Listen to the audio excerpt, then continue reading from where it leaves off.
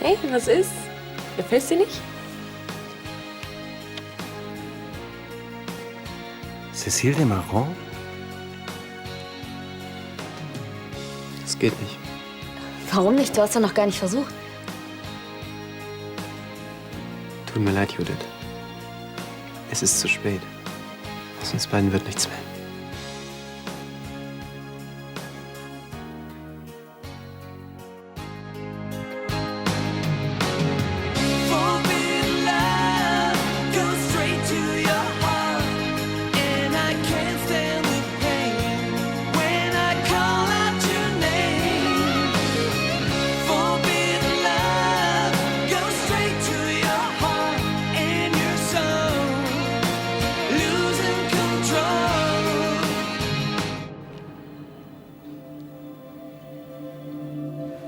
Gott, das tut mir so leid, Leonhard.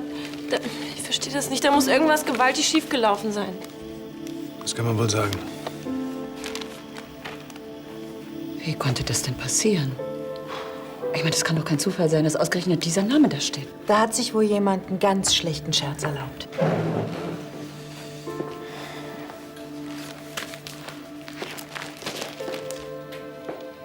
Tja, ich weiß nicht. Leider, möchte ich fast sagen. Lass es lieber. Was denn? Ich finde das ausgesprochen lustig. Da bist du der Einzige. Ich hab Herrn Matte die Vorlage persönlich in die Hand gegeben und er wollte damit sofort zum Verlag. Das tut mir so leid. Ich hätte es mir vorher noch mal ansehen sollen. Ist alles halb so wild. Das war ein Missverständnis. Ein dummes noch dazu, aber kein Beinbruch. Ich rufe morgen den Verlag an und erkläre ich das, okay?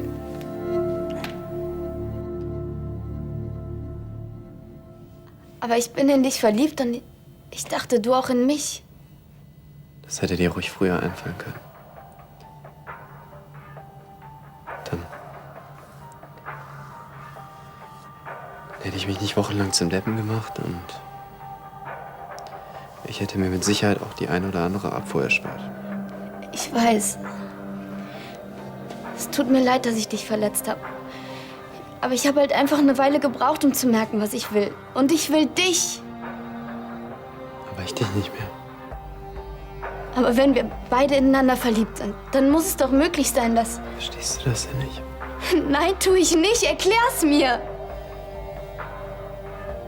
Ich habe alles gesagt. Ich muss los, Judith.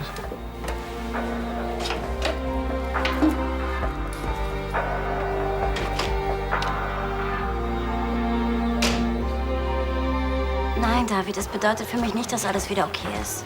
Immerhin hast du mit Mom gesprochen. Ich versuche lediglich einigermaßen mit ihr klarzukommen, wenn wir aufeinandertreffen.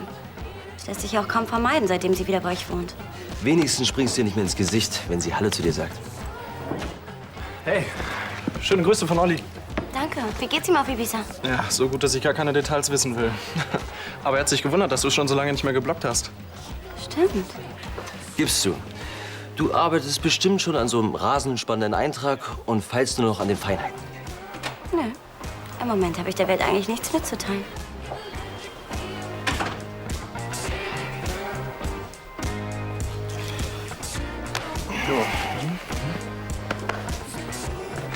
Hallo, meine Süße. Hallo. Meine Schwester hat wohl was Besseres zu tun.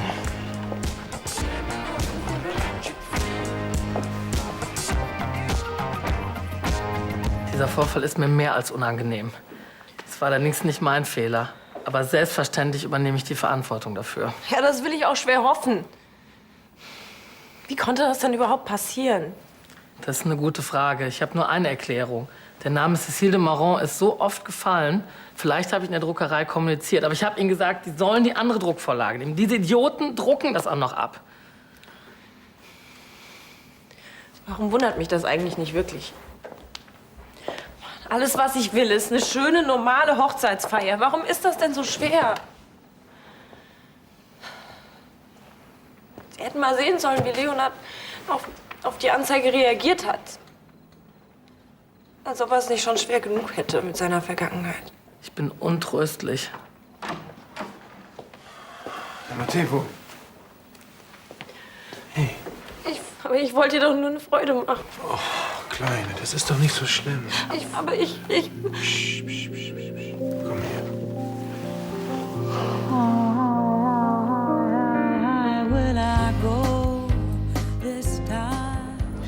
Ja, und dann? Dann bin ich gegangen. Also? Hey, ich wusste einfach nicht mehr, was ich sagen sollte. Und außerdem, Judith hat so geguckt. Also, Mann, es hätte einfach nicht mehr lange gedauert. Da hätte ich sie in den Arm genommen und einfach nur geküsst. Ja, geküsst, genau. Aber so weit wollte ich es auf gar keinen Fall kommen lassen. Nee, da bin ich lieber gegangen. Du, tut mir leid, aber kannst du mir mal sagen, was dein Problem ist? Ja, was denn wohl? Ich habe so lange Liebeskummer ihretwegen. Meinst du, ich hab Bock, mir noch mal eins reinwirken zu lassen? Judith hat sich für dich entschieden. Ja? Und ich denke mal, Judith ist mit Sicherheit nicht der Typ, der jemandem absichtlich wehtut. Schon gar nicht, wenn sie verliebt ist. Kennst du sie so gut? Nee, nicht, aber... Ja, also, Judith ist wie ein Flummi und nicht nur, was ihre Gefühle angeht. Gestern war's damit, heute bin's ich. Ich habe keinen Bock zu warten, in wen sie sich vielleicht morgen verliebt. Wenn jemand so über dich denken würde, hättest du nicht gern die Chance, dich dazu zu äußern? Ja, klar, natürlich. Ja, und die hätte Judith auch gern, ja? Nur sie hat ja nicht mal eine Ahnung, warum du ihr einen Korb gegeben hast. Ja, tut mir leid, das ist ein Anruf aus den USA. Ich muss ran. Mr. Driscoll, just a moment, please. Ja, denk mal drüber nach. So etwas wird nicht wieder vorkommen. Dafür werde ich höchstpersönlich sorgen. Ich habe schließlich einen Ruf zu verlieren. Ich möchte, dass Sie glücklich und zufrieden sind. Dann kann ich mich darauf verlassen, dass Sie sich um die Richtigstellung kümmern. Aber natürlich. Wegen der weiteren Planung werden wir uns mit Ihnen in Verbindung setzen. Ich stehe Ihnen zu Diensten und ich möchte mich nochmal in aller Form entschuldigen für den Fehler der Druckerei. Justus, würden Sie Herrn Matthä bitte zu seinem Wagen begleiten?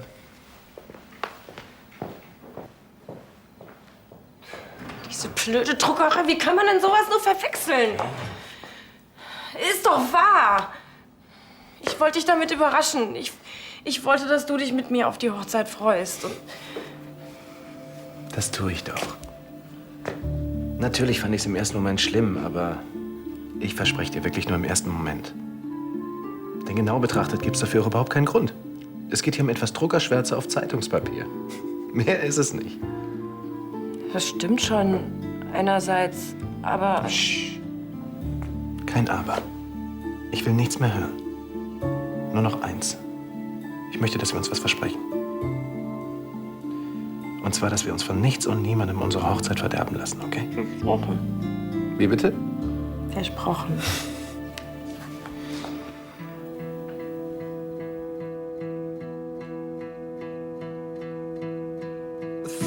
Times I've seen you standing in gravity like a lunar landing. You make me want to run till I find you. I shut the world away from here, drift to you, you're all I hear. 'Cause everything we know fades to black. Half the time the world is ending. Truth is I am done pretending. I never thought that I had any more to give. Pushing me so far, here I am without you. Drink to all that we have lost, mistakes we have made. Everything will change, but love remains the same.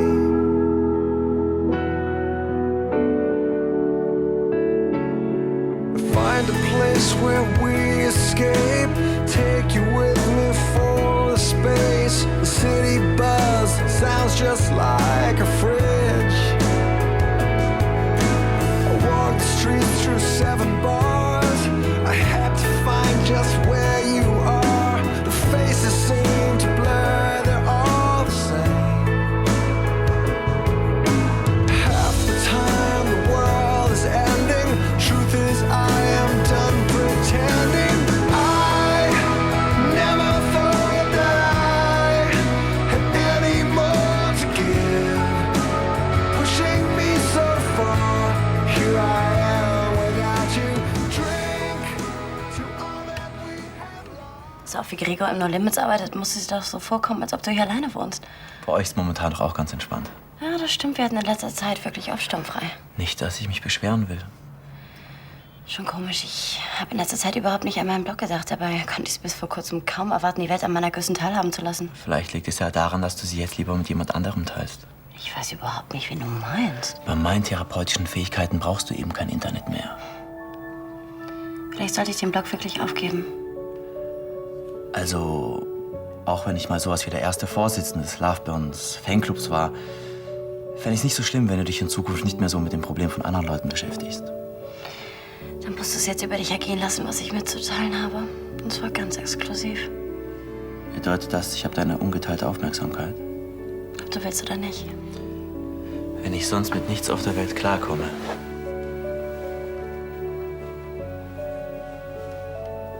Damit schon.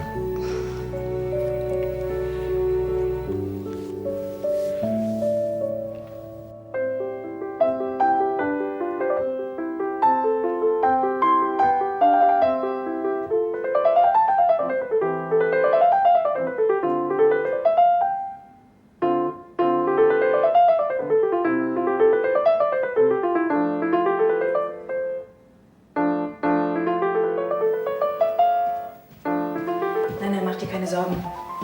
Ja, das werde ich ihm sagen. Mach's gut. Hey. Hey. Ich habe gerade mit Sebastian telefoniert. Er wird andauernd gefragt, was es mit dieser geschmacklosen Anzeige auf sich hat. Alle Leute reden drüber und wollen dir und Sarah ihr Mitgefühl ausdrücken. Ich verstehe überhaupt nicht, warum so ein Aufriss um die ganze Sache gemacht wird. Das war ein Missverständnis, mehr nicht. Es ist normal, dass sich die Leute Gedanken machen. Ja, das verstehe ich ja auch und das ist auch nett, aber versteh doch, je mehr über die ganze Sache gesprochen wird, desto schwieriger ist es für Sarah, die Sache abzuhaken. Ja, ich weiß. Sie nimmt es sich mehr zu Herzen als du. Ach, sie hat ein total schlechtes Gewissen. Sie denkt, dass sie schuld an der Verwechslung ist. Das war doch Herr Matte. Ja, das habe ich ihr auch erklärt. Mann. Weißt du, mir wäre es einfach am liebsten, wenn wir alle gar nicht mehr darüber sprechen könnten. Dann hätte Sarah die Chance, die ganze Sache zu vergessen und wir könnten uns endlich wieder auf unsere Hochzeit freuen. Kein Problem. Von mir wird keiner mehr was. Das ist doch mal ein Anfang. Wenn ich nur wüsste, wie ich sie aufheitern kann. Das ist dein Job. Mein Pferd wartet.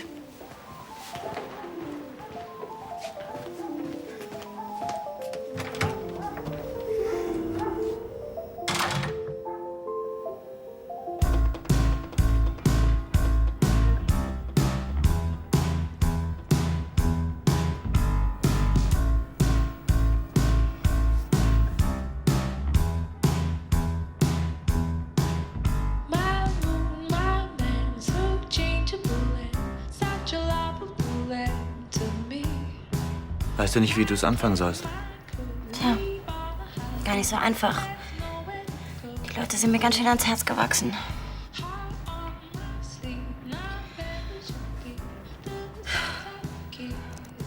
Es ist heute das letzte Mal, dass ich an euch schreibe. Danach werde ich diesen Blog für immer schließen. Euer Zuspruch hat mir unheimlich viel Kraft gegeben in einer sehr schweren Zeit. Dafür möchte ich euch danken. Aber jetzt ist es Zeit, einen neuen Blog zu eröffnen, den ich Real Life nennen möchte. Er benötigt keine Worte im www. Er muss gelebt werden.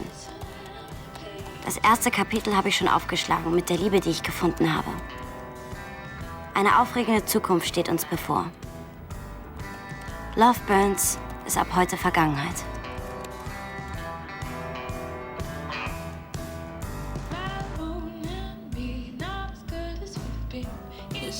Ich glaube, ich bring's nicht übers Herz. Kannst du das nicht für mich machen? Mit dem größten Vergnügen.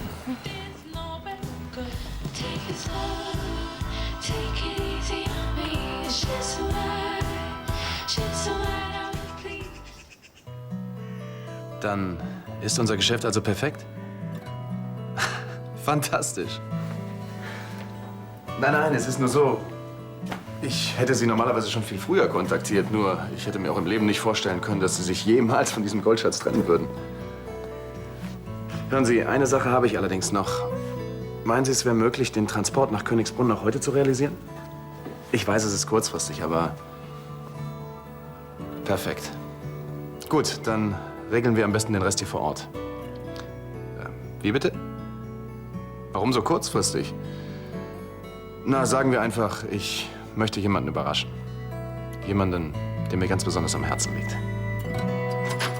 Und wie fühlst du dich ohne deinen Blog? Komisch, nicht, weil mir irgendwas fehlt, sondern ich fühle mich fast befreit. Ich hab dir doch gleich gesagt, er belastet dich.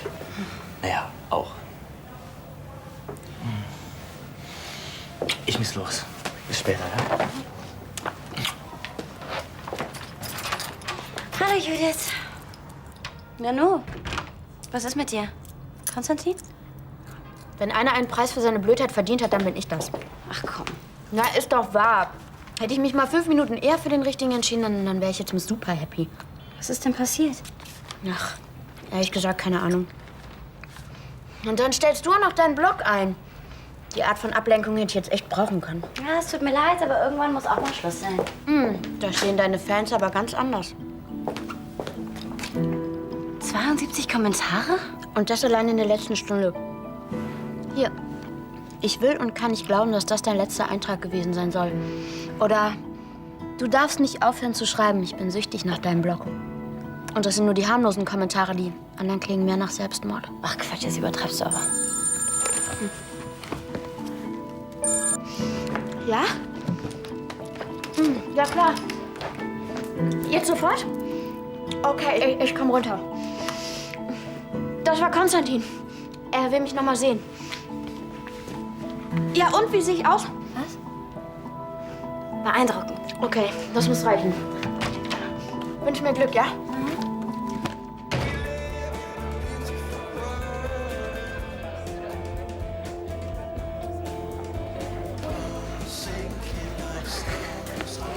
Oh, sorry. Machst du mir eine Cola? Ja, klar. Schneller ging nicht. Ich habe gar nicht damit gerechnet, dass du so schnell Zeit hast.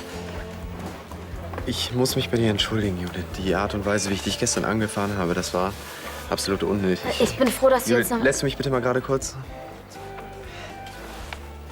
Dein Geständnis gestern, das hat mich echt umgehauen. Ich habe mit allem gerechnet, aber damit nicht. Ich weiß, ich hätte mich freuen müssen, habe ich aber nicht. Ich habe mir so lange Hoffnung bei dir gemacht. Aber du hast dich immer wieder für jemand anderen entschieden. Erst Fabian, dann David. Ich war für dich einfach immer nur der gute Freund. Konstantin, das ist jetzt anders. Ja, ist das so oder glaubst du das nur? Ich bin in dich verliebt, das glaube ich doch nicht nur, das ist so. Aber wie lange hält das denn? Ich hätte immer Angst davor, dass du dich in den Nächsten verliebst. Und ich habe einfach keine Lust, mit so einem Gefühl eine Beziehung anzufangen. Bist du nicht mehr in mich verliebt? Ist das? Nein, das ist es nicht. Ich kann dir einfach nicht mehr vertrauen.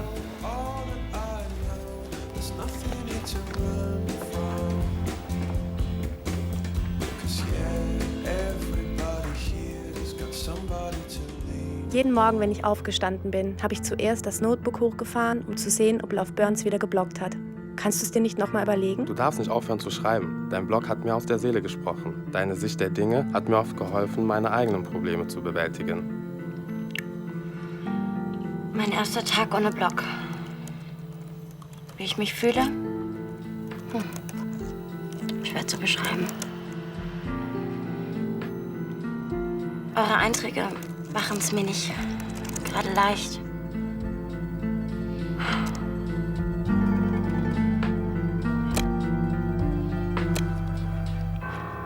So. Und sind wir dann endlich da? Einen Augenblick musst du dich noch gedulden. Hoppla, hoppla. Sag mal, hey. Ist deine Überraschung es wert, dass ich mir die Beine breche? Ah, das diskutieren wir besser hinterher. Ja, hoffentlich nicht im Krankenhaus. Weiß doch, da bist du in den besten Händen. Außerdem, jeder Verurteilte hat das Recht auf einen letzten Wunsch. Du nicht mehr. Dafür ist es zu spät. So, Vorsicht. Stehen bleiben. Mhm.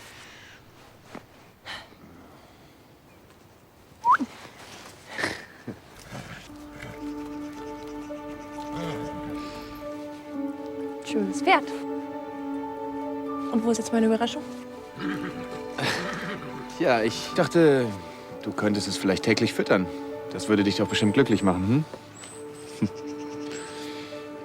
Super. Du weißt ja, wie sehr ich Pferde mag. Ja.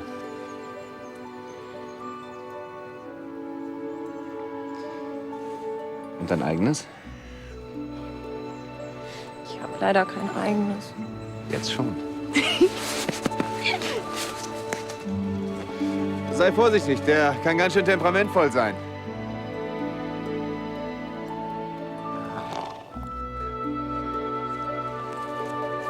Du bist echt wahnsinnig.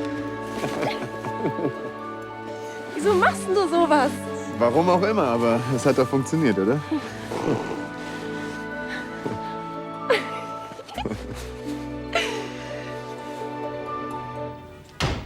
Und wie war dein Shooting? Manchmal frage ich mich wirklich, warum ich nichts Anständiges gelernt habe. Wieso haben die Models wieder gezickt? Lass uns lieber über was anderes reden. Zum Beispiel darüber, ob du einen schönen Tag hattest. Mhm. Bin ich ja froh. Ich habe schon befürchtet, du leidest unter Entzugserscheinungen so ganz ohne deinen Blog. Du wirst dich wundern, so weit ist es gar nicht gekommen. Wieso? Im Forum zum Blog? Ach, Jens, es war überwältigend. Die Leute haben fast gebettelt, dass ich weiterschreibe. Und? Hast du? Durch die ganzen Kommentare und E-Mails ist mir klar geworden, wie wichtig ich den Leuten bin. Ja, und umgekehrt ist es eben genauso. Was ist los? Ich dachte, wir wären uns einig, dass du den Blog aufgibst. Ach komm, Jens, muss ja nicht oft sein, nur ab und zu. Jetzt hör mal zu. Entweder tauschst du dich mit denen aus oder mit mir. Was ist denn jetzt los? Ja, du musst dich entscheiden. Ich oder dein Blog? Und, hast du schon eine Idee, wo unsere Hochzeitsreise hingehen könnte? Keine Ahnung. Am besten irgendwo hin, wo man viel reiten kann. Oder noch besser, wo man hinreiten kann. Nicht wahr, Valentino? Hey. Ihr zwei seid euch schon einig, oder was? Ja, wieso? Wen hätten wir denn sonst noch fragen sollen? Nee, ist schon klar. Ist alles gut. Ey, was wird denn das? Verschwörung oder wie? Was? Ich weiß überhaupt nicht, was du meinst. Ja, offensichtlich. Aber egal, was ihr vorhabt, lasst es lieber bleiben. Valentino und ich sind nämlich ein unschlagbares Team. Ach, Sarah, Schätzchen.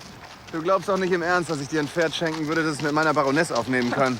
Leonard, Schätzchen, selbst wenn Valentino in dieser Hinsicht irgendein Handicap haben sollte, dann vergisst du leider, wer ihn reitet. Ein Jockey kann Wunder bewirken. Du magst ja die bessere Reiterin sein, aber in einem Punkt bin ich dir ganz sicher voraus. Ich weiß beim besten Willen jetzt nicht, worauf du hinaus willst. Vielleicht kannst du mir damit helfen. Frechheit. Frechheit siegt immer. Hey, warte! Das ist unfair!